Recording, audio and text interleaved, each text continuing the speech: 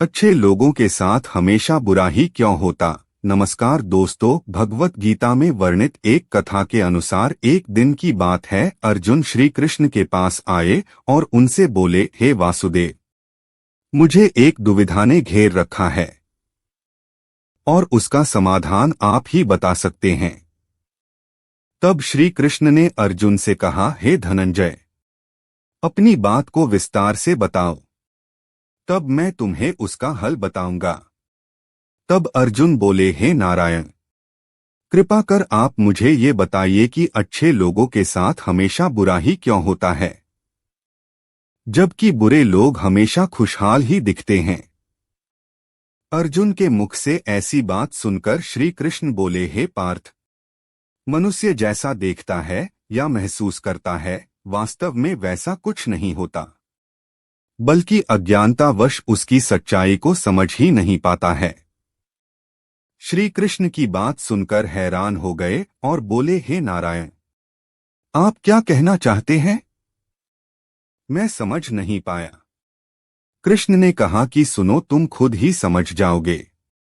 हर प्राणी को अपने कर्मों के अनुसार ही सुख दुख मिलते हैं। अर्थात जो अच्छे कर्म को करता है उसे अच्छा फल मिलता है और जो बुरे कर्म करता है उसे बुरा फल मिलता है, क्योंकि अच्छे कर्म और बुरे कर्म इंसान पर ही निर्भर करता है। प्रकृति प्रत्येक को अपनी राह चुनने का मौका देती है, पर इसका फैसला करना कि वह किसके साथ चलना चाहता है, यह व्यक्ति विशेष की इच्छा पर निर्भर करता है। फिर कथा सुनाते हुए श्री कृष्ण जी बोले, बहुत समय पहले की बात है। एक नगर में दो पुरुष रहते थे, जिनमें से एक व्यापारी था जिसके लिए अपने जीवन में धर्म और नीति की बहुत महत्ता थी। वह पूजा पाठ और भगवान की भक्ति में बहुत विश्वास करता था। चाहे कुछ भी हो जाए वह मंदिर जाना नहीं भूलता था, नहीं धर्म दान के कार्य में कोई कमी नहीं करता था। चाहे कुछ भी हो जाए वह भगवान की नित्य ही पूजा अर्चना किया करता था। वही दूसरी और उसी नगर का वह दूसरा पुरुष पहले पुरुष से बिल्कुल ही विपरीत था। वह मंदिर तो जाया करता था पर पूजा करने नहीं, मंदिर के बाहर से चप्पल और धन चुराने के लिए। उसे दान धर्म न्याय नीति किसी से कुछ लेना देना नहीं था। इतना ही कि वह मंदिर जाकर वह चोरी किया करता था। इसी तरह समय बीतता गया और एक दिन उस नगर में जोर की बारिश हो रही थी, जिसकी वजह से उस नगर में पंडित के अलावा कोई नहीं था। ये बात जब दूसरे पुरुष को पता चला तो उसके मन में ख्याल आया कि अब ये सही मौका है मंदिर के धन को चुराने का। अब वह बारिश में ही मंदिर पहुंच गया। मंदिर पहुंचते ही उस चोर व्यक्ति ने पंडित से नजर बचाते हुए सारे धन को चुरा लिया और बड़ी प्रसन्नता से वहां से निकल गया।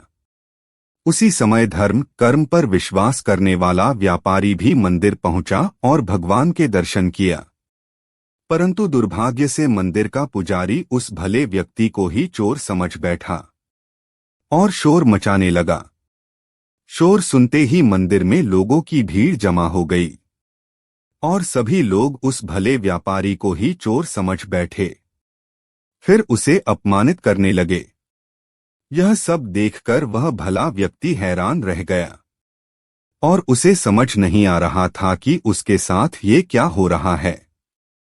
फिर वह लोगों से बचता हुआ किसी तरह वह मंदिर से निकल गया, लेकिन दुर्भाग्य ने उसका साथ वहां भी नहीं छोड़ा। मंदिर से बाहर निकलते ही वहां एक गाड़ी से टकरा गया और वह भला व्यक्ति घायल हो गया। फिर वह व्यापारी लंगड़ाते हुए घर को जाने लगा। तभी रास्ते में उसकी मुलाकात उस दुष्ट व्यक्ति से हुई जिसने मंदिर का धन चोरी किया था। वह दुष्ट व्यक्ति झूमता और नाचता हुआ जोर जोर से बोल रहा था कि आज तो मेरी किस्मत ही चमक गई, एक साथ इतना सारा धन उसे मिल गया। जब व्यापारी ने उस दुष्ट की बातें सुनी तो उसे बहुत हैरानी हुई और क्रोधित होकर उसने अपने घर जाकर भगवान की सारी मूर्तियां निकालकर फेंक दी और भगवान से नाराज होते हुए अपना जीवन व्यतीत करने लगा। कुछ समय पश्चात दोनों ही व्यक्तियों की मृत्यु हो गई और दोनों ही यमराज की सभा में पहुंचे। उस व्यापारी ने उसी दुष्ट व्यक्ति को खड़ा देख क्रोधित स्वर में पूछ ही लिया, मैं हमेशा अच्छे कर्म करता था, पूजा पाठ दान धर्म में विश्वास करता था, जिसके बदले जीवन भर अपमान और दंड ही मिला, और इस अधर्म करने वाले पापी को नोटों से भरी पोटली, आखिर क्यों? इस पर यमराज ने उस भले व्यक्ति को बताया कि पुत्र, तुम गलत सोच रहे हो। जिस दिन तुम्हें गाड़ी से टक्कर लगी थी, वास्तव में वह दिन तुम्हारे जीवन का आखिरी दिन था। तुम्हारे द्वारा किए गए अच्छे कर्मों के कारण ही तुम्हारी मृत्यु एक छोटे से चोट में परिवर्तन हो गई। इस दुष्ट व्यक्ति के बारे में जानना चाहते हो तो पुत्र, इसके भाग्य में राजयोग्य था, जो कि इसके दुष्ट कर्म और अधर्म के कारण एक छोटे से धन की पोटली में परिवर्तित हो गया। श्री कृष्ण अर्जुन को कथा सुनाने के बाद कहते हैं, पार्थ, अब तुम्हें तुम्हारे प्रश्न का उत्तर मिल गया।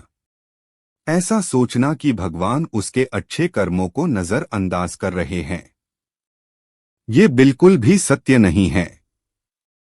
भगवान हमें क्या किस रूप में दे रहा है, ये मनुष्य की समझ में नहीं आता। लेकिन अगर आप अच्छे कर्म करते हैं तो भगवान की कृपा सदैव आप पर सदा बनी रहती है। अतः आपको अच्छे कर्मों को करने से कभी भी पीछे नहीं हटना चाहिए। अच्छे कर्मों का फल भी इसी जन्म में ही मिलता है। धन्यवाद दोस्तों, वीडियो को पूरा देखने के लिए। वीडियो पसंद आए तो वीडियो को लाइक और शेयर करें और चैनल को सब्सक्राइब करें ऐसी धार्मिक वीडियो देखने के लिए।